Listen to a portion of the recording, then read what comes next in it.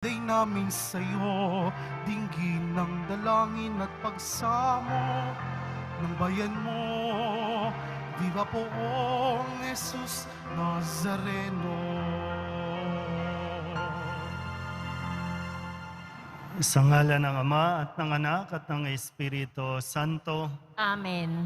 ang pagpapala at kapayapaan mula sa Diyos na Ama natin at sa Panginoong Hesukristo, naway sumainyo.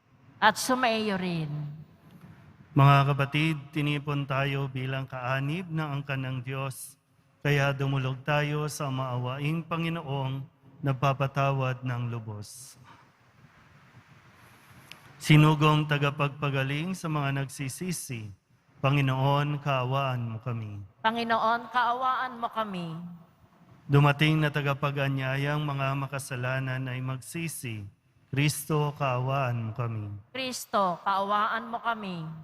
Nakaluklok ka sa kanan ng Diyos Ama para ipamagitan kami. Panginoon, kaawaan mo kami. Panginoon, kaawaan mo kami. Kaawaan tayo ng makapangyarihang Diyos, patawarin tayo sa ating mga kasalanan, at patnubayan tayo sa buhay na walang hanggan. Amen. Manalangin tayo. Ama naming makapangyarihan, manatili kang kapiling ng iyong sambayanan na iyong laging kinahabagan at pinagbibigyan upang ang itinampok ng iyong pamumuno at pagsubaybay ay muli mong ikalugod at panatilihin mong kinalulugdan sa pamamagitan ni Jesucristo kasama ng Espiritu Santo magpasawalang hanggan. Amen. Magsiupo ang lahat. Pagbasa mula sa aklat ni Propeta Jeremias. Noong panahong iyon, sinasabi ng Panginoon, sa araw na iyon, ako'y magiging Diyos ng buong Israel at magiging bayan ko sila. Sinasabi pa ng Panginoon, ang mga nakaligtas sa patayan ay kinakaawaan ko naman sa ilang. Nang ang Israel ay naghahanap ng kapahingahan, napakita ako sa kanila mula sa malayo.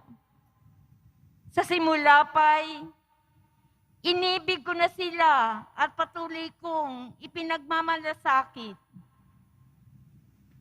Muli kitang itatayo, marilag na Israel. Hahawakan mo uli ang iyong mga pandereta at masaya kang makikisayaw. Muli kang magtatanim ng ubas sa mga burol ng Samaria. Magtatanim ang mga manananim at magpapasasa sa ibubungan niyon. Pagkat darating ang araw na hihiyaw ang mga bantay mula sa kaburulan ng Ephraim. Halikayo, umakyat tayo sa Sion, sa Panginoon na ating Diyos. Ang sabi ng Panginoon, umawit kayo sa kagalakan, alang-alang kay Jacob.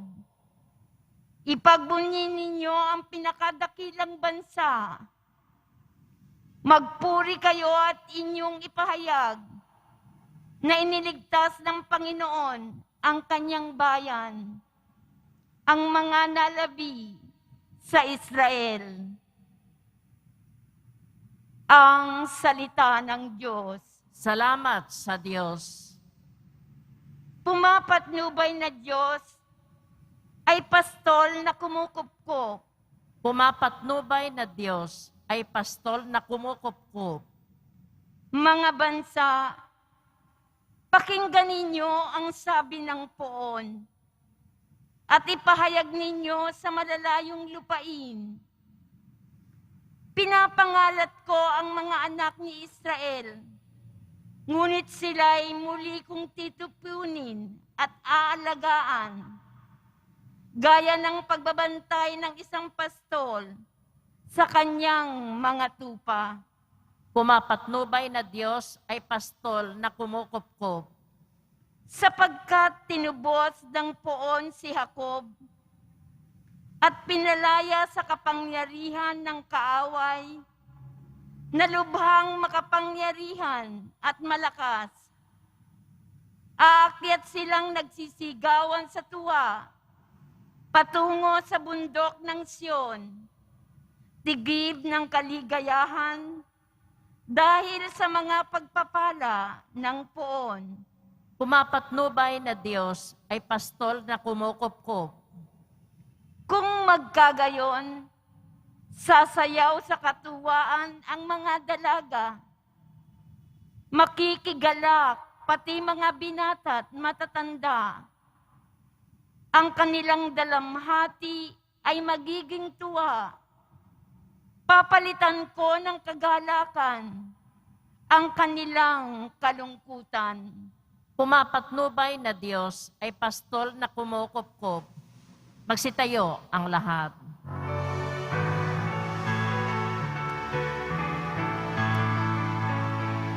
Oh, hallelujah. Oh, hallelujah.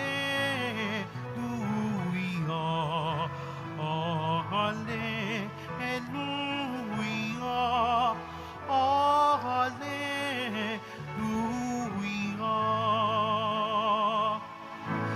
Narito at dumating na isang dakilang propeta, sugo ng Diyos sa bayan niya. Oh, hallelujah. Oh, hallelujah. Oh, hallelujah. Oh, hallelujah.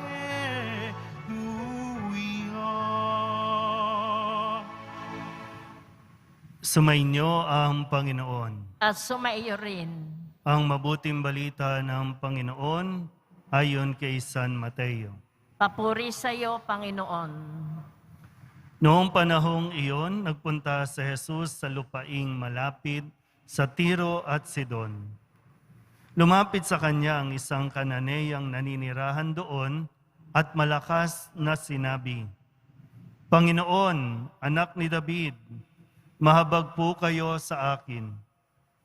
Ang anak kong babae ay inaalihan ng demonyo at masyadong pinahihirapan. Ngunit gaputok-may di tumugon si Jesus. At lumapit ang kanyang mga alagad at sinabi sa kanya, Pagbigyan na nga po ninyo at nang umalis. Siya'y nag-iingay at susunod-sunod sa atin. Sumagot si Jesus, Sa mga tupang naliligaw ng sambahayan ng Israel lamang ako sinugo. Ngunit lumapit sa kanya ang babae, lumuhod sa harapan at ang sabi, Tulungan po ninyo ako, Panginoon. Sumagot si Jesus, Hindi dapat kunin ang pagkain ng mga anak upang ihagis sa mga tuta. Tunay nga po, Panginoon, tugon ng babae. Ngunit ang mga tuta man ay nagsisikain ng mumong nalalaglag sa hapag ng kanilang Panginoon. Kaya't sinabi sa kanya ni Jesus, Napakalaki ng iyong pananalig. Mangyayari ang inihiling mo. At noon di, gumaling ang kanyang anak. Ang mabuting balita ng Panginoon. Pinupuri ka namin, Panginoong Heso Kristo. Magsiupo ang lahat. Isang magandang umaga po sa inyong lahat. Isang ugali ang kailangan nating tingnan sa ating mga sarili, na suriin. Baka hindi po natin napapansin ay tinataglay na natin itong hindi magandang pag-uugali na ito. Ito yung tinatawag na self-entitlement o yung self-entitled, yung pakiramdam natin, entitled tayo sa lahat. Yung bang dahil pari ako, hindi ako pipila. Yan. Pag pinapila, magagalit. No? Minsan, kahit yung halimbawa, mga senior ako, padaanin niyo ako. Yan. Baka self-entitlement na yung tawag dyan. No, ginagamit natin yung posisyon natin, kung sino tayo, o kaya naman kung may kakilala tayo. Yan. Ginagamit natin para sa ating personal na comfort o kaginhawahan. Minsan, lingkod ako ng simbahan, kaya dapat mayroon akong ayuda. Yan. Yung mga special treatment. So tingnan natin, baka mamaya hindi natin napapansin, tinataglay na natin ito dahil lang, mayaman ako eh. Di ba? May kotse ako, nasa kondo ako, kaya bakit ako makikihalo dyan? Yan. So, mayroon na bang ganong pag-uugali na baka minsan o madalas, kahit mismong sa harapan ng Diyos, ito na yung nagiging pag-uugali natin. Kaya, inuutusan na natin ang Diyos. Kailangan ko to. Bigay mo to sa akin. Deboto ako, kaya kailangan bigay mo. Kaya pag hindi binigay, nagtatampo. Ito yung marahil, magandang matutunan natin sa halimbawa nitong babaeng Kananea na binabanggit sa Ebanghelyo. Ibinibigay para ituro sa atin kung paano tayo dapat kumilos. Na sa harapan ng Diyos, kahit na Katoliko tayo, kahit na binyagan tayo, kahit na madalas tayong nagsisimba, hindi natin dapat kalimutan na tayo po ay alipin lamang. Na kung tutuusin, hindi natin deserve ang pakinggan ng Diyos. Hindi natin deserve ang mga bagay na mayroon tayo.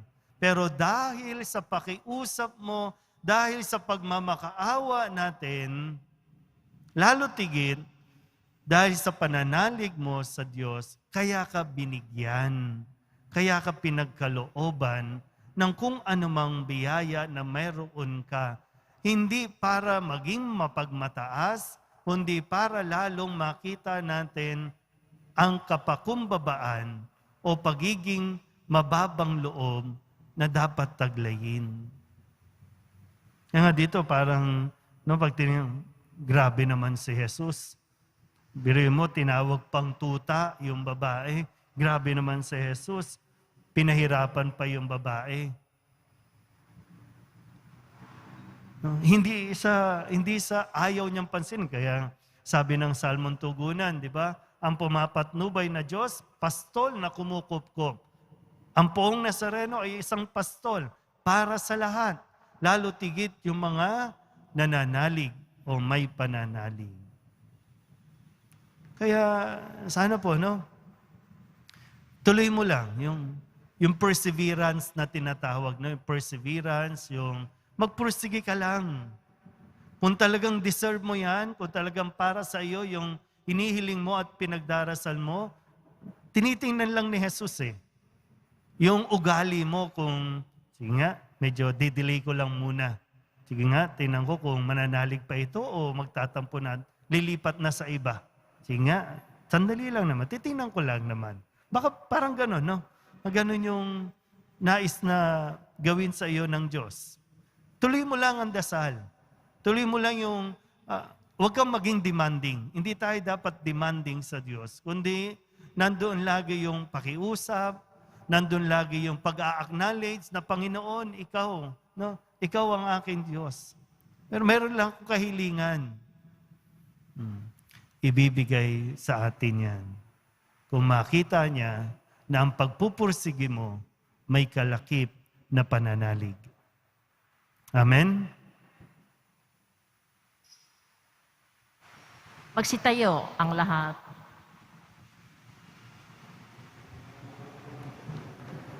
Binuwag ni Hesukristo ang pader na naghihiwalay sa mga Hudyo at mga Hintil Bilang isang bayan ng bago at walang hanggang tipan, manalangin tayo sa Diyos na nagbubuklod sa atin. Ang ating pong itutugon, makapangyarihang Diyos, maawa ka sa amin. Makapangyarihang Diyos, maawa ka sa amin. Ang simbahan sa lahat ng dako naway maging daan ng habag, kapayapaan at pag-ibig ng Diyos. Manalangin tayo. Makapangyarihang Diyos, maawa ka sa amin. Bilang isang komunidad ng mga sumasampalataya, naway huwag tayong paghiwa-hiwalayin ng mga walang halagang hadlang ng galit at alitan. Manalangin tayo. Makapangyarihang Diyos, maawa ka sa amin. Ang mga ina na naliligalig at lubos na nag-aalala para sa kalusugan ng kanilang mga anak, naway huwag sumuko sa pagtawag kay Jesus para sa kalinga at pag-alalay. Manalangin tayo. Makapangyarihang Diyos, maawa ka sa amin. Sa mga taong nagdurusa, naway lagi nating maipadama ang kalinga, anuman ang kanilang katayuan sa buhay, lahi o relihiyon. Manalangin tayo. Makapangyarihang Diyos, maawa ka sa amin. Ang mga namayapa na sa buhay na ito, naway magbunyi magpakailanman sa makalangit na tahanan ng Diyos. Manalangin tayo. Makapangyarihang Diyos, maawa ka sa amin. Idulog din natin sa Panginoon ang ating mga personal na kahilingan at mga panalangin para sa ating mga pamilya. Ganon din ang lahat ng mga misang pasasalamat, espesyal na intensyon at mga kaluluwa na inihiling na ipagdasal sa misang ito.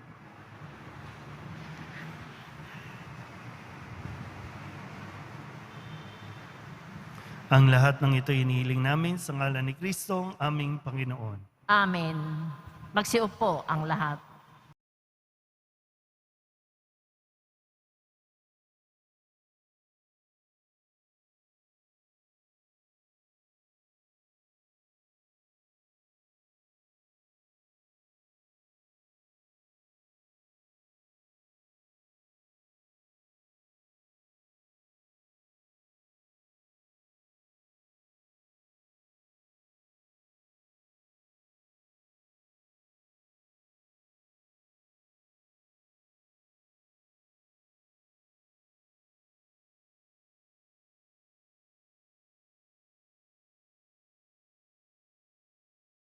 Ang lahat. Manalangin kayo mga kapatid upang paghahain natin ay kalugdan ng Diyos amang makapangyarihan.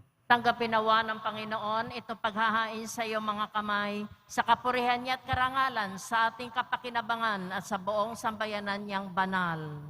Ama naming lumikha para mo ng awa, gawin mong banal ang mga alay naming iyo sanang kalugdan, at kami gawin mong haing sa iyo'y laging nakalaan, sa pamamagitan ni Jesucristo, kasama ng Espiritu Santo, magpasawalang hanggan. Amen. Sumainyo ang Panginoon. At sumaiyo rin. Itaas sa Diyos ang inyong puso at diwa. Itinaas na namin sa Panginoon. Pasalamatan natin ang Panginoong ating Diyos. Marapat na siya ay pasalamatan. Ama naming makapangyarihan, tunay ngang marapat na ikaw ay aming pasalamatan. Sa iyong paglingap at kagandahang loob, ang tao'y nilikha mo at pinangasiwa sa sansinukob. Sa hangad mong siya'y iwastong lubos, siya'y pinagdusa mo sa kanyang pagtalikod. Sa iyong paggiliw, iyong ipinahintulot na makabalik siya sa pamamagitan ni Kristo Jesus. Kaya kaysa ng mga anghel na nagsisiawit ng papuri sa iyo, nang walang humpay sa kalangitan, kami nagbubunyi sa iyong kadakilaan. Santo, Santo, Santo, Panginoong Diyos ng mga hukbo, napupuno ang langit at lupa ng kadakilaan mo, hosana sa kaitaasan. Pinagpala ang naparirito sa ngalan ng Panginoon, hosana sa kaitaasan. Magsiluhod ang lahat. Ama naming banal, ikaw ang bukal ng tanang kabanalan. Kaya't sa pamamagitan ng iyong Espiritu, gawin mong banal ang mga kaloob na ito upang para sa aming maging katawan at dugo ng aming Panginoong Hesukristo. Bago niya pinagtiis ang kusang loob na maging handog, hinawakan niya ang tinapay, pinasalamatan kaniya, pinaghati-hati niya iyon, iniabot sa kanyang mga alagad at sinabi, "Tanggapin ninyong lahat ito at kanin. Ito ang aking katawan na ihahandog para sa inyo."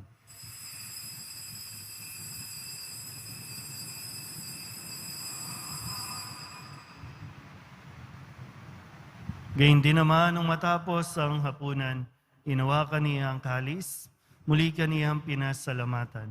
Iniabot niya ang kalis sa kanyang mga alagan at sinabi, "Tanggapin ninyong lahat ito at inumin. Ito ang kalis ng aking dugo, ng bago at wala hanggang tipan. Ang aking dugo na ibubuhos para sa inyo at para sa lahat, sa ikapagpapatawad ng mga kasalanan. Gawin ninyo ito sa pag-alaala sa akin."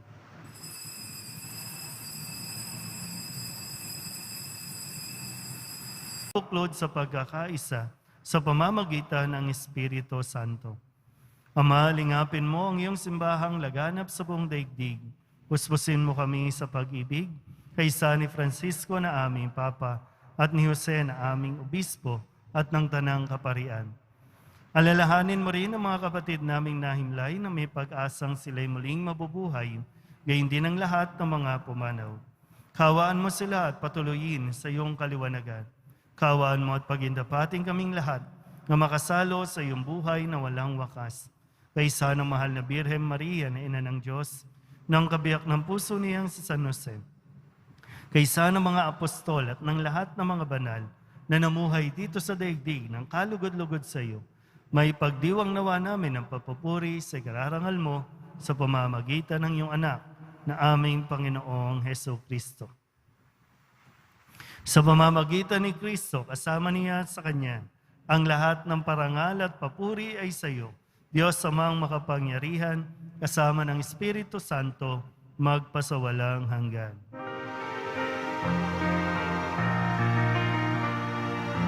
Amen, amen,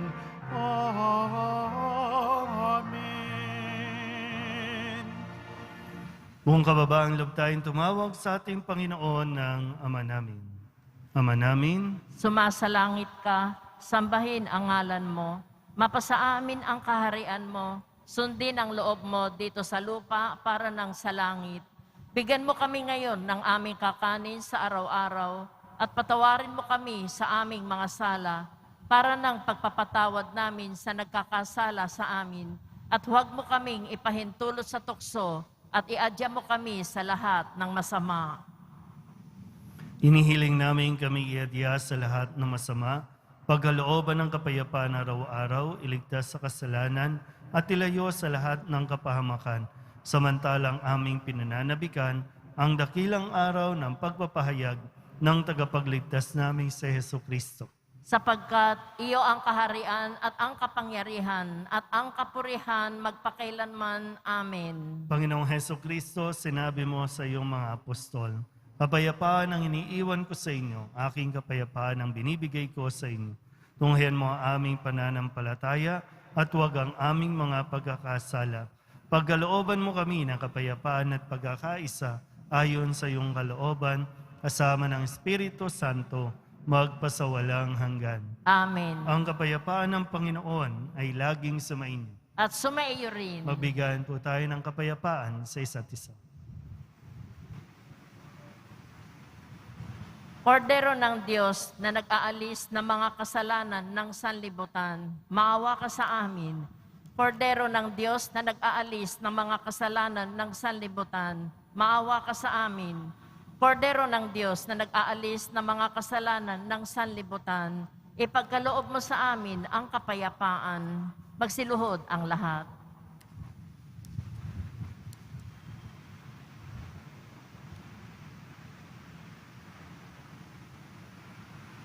Ito ang kordero ng Diyos. Ito ang nag-aalis ng kasalanan ng sanlibutan.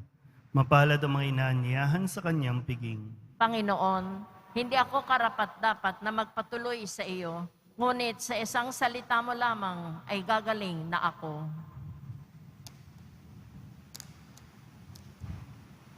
Katawan ni Kristo, Amen.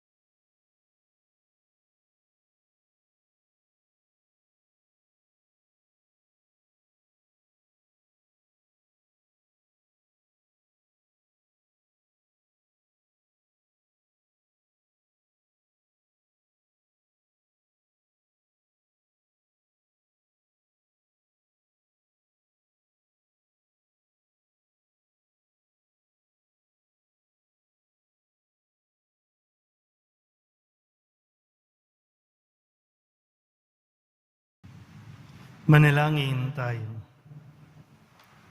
Ama naming mapagmahal, kaming pinapagsalo mo sa banal na pakikinabang ay iyong tuwangan sa ginagawa namin sa araw-araw upang kaming hindi mo pinagkaita ng pagsubaybay ay gawin mong maging marapat sa lubos na kaligtasan sa pamamagitan ni Jesucristo kasama ng Espiritu Santo magpasawalang hanggan. Amen.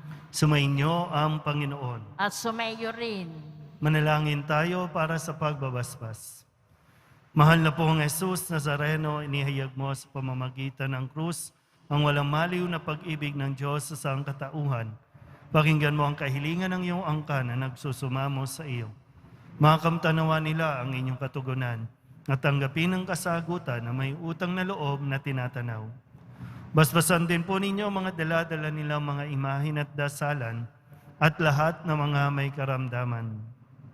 Sa pamamagitan ng bendisyon na ito, naway maalala nila ang mga pangako nila noon sa binyag na ikaw ang kanilang iibigin at paglilingkuran bilang Panginoon magpasawalang hanggan. Amen. At pagpalain kayo ng makapangyarihang Diyos, Ama at Anak at Espiritu Santo. Amen. Umayo kayong taglay ang kapayapaan ng Poong Jesus Nazareno. Salamat sa Diyos. Magandang tanghali po.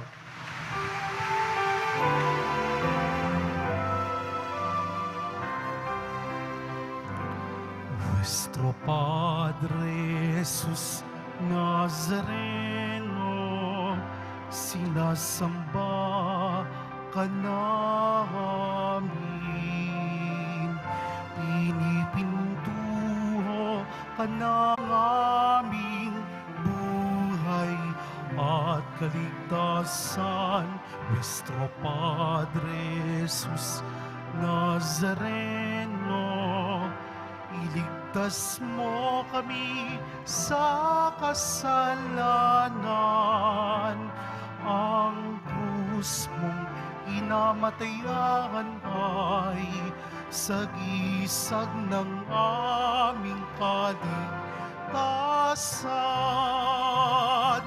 Nuestro Padre Jesus Nazareno, dinarangal ka namin. Nuestro Padre Jesus Nazareno, nilulwalhati ka namin. Nuestro Padre Jesus Nazareno, dinarangal ka namin. Nuestro Padre Jesus Nazareno,